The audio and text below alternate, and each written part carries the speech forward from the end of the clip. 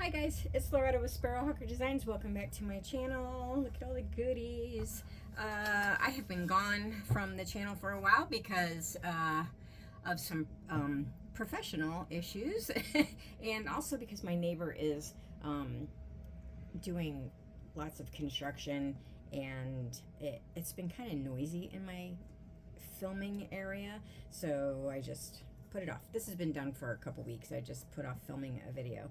Anyway, so this is the third block in my slow stitch banner that I'm making to either hang in my sewing room or I don't know, give to somebody. I haven't decided yet.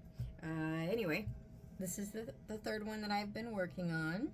So my challenge to myself in this one was to do circles, the circle stitching. This fabric of her, I think this is Queen Eleanor of Aquitaine, I think, was pre-printed on fabric. I also wanted to do some beads on this one, so I made like a crown for her. This is coffee dyed. This is a little tiny yo-yo.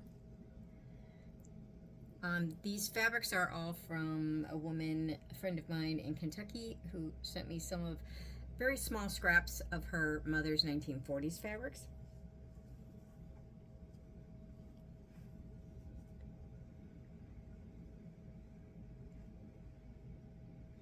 So yeah, I thought it was cute. Here's my three so far that I am making, and I will make 5 probably. I think my fourth one, I'm gonna do a flower. I'm gonna do like an applique flower, I think, and I don't know, maybe some purple, probably. Yeah, I think that's what the fourth one is going to be. Alrighty. Okay, so I have a huge stash of stuff I'm trying to get rid of. I mean, not trying to get rid of, but trying to shrink. That's probably a better term. So I've made up 2 kits to put in my shop. This is Slow Stitch Kit A, and this is B. So I have 20 of these up for A, and they are all they're all the same, with the exception of, well, I'll get to that later. Anyway, so there are these laces and trims, and there are some a piece of novelty fabric and some doilies and this thing and some more laces, and then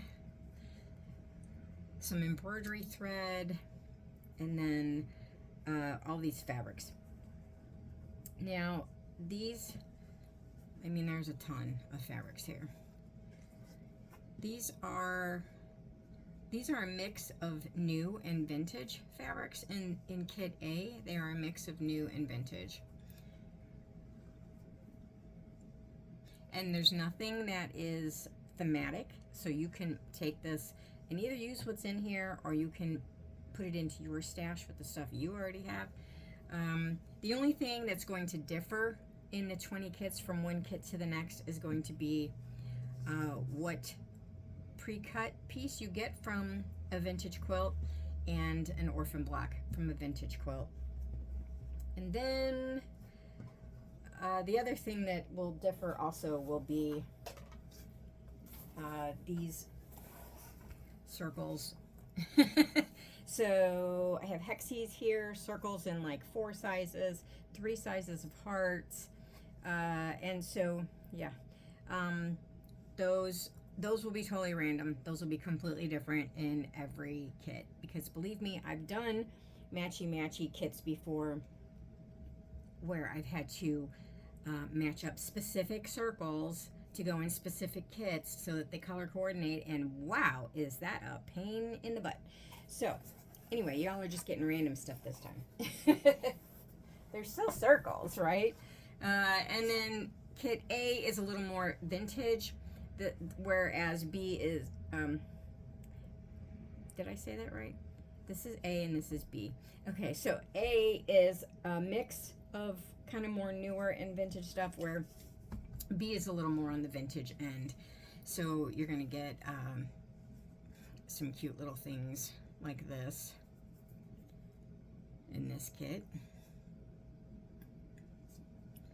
some doilies, some laces, some trims, some embroidery thread, and then just some nice linens, and just mostly vintage. Most of the fabrics in this particular kit are anywhere from 30 to 70 years old, and not all of them. There's a few new in here. There's also a few that I don't really know if there is anything new in here.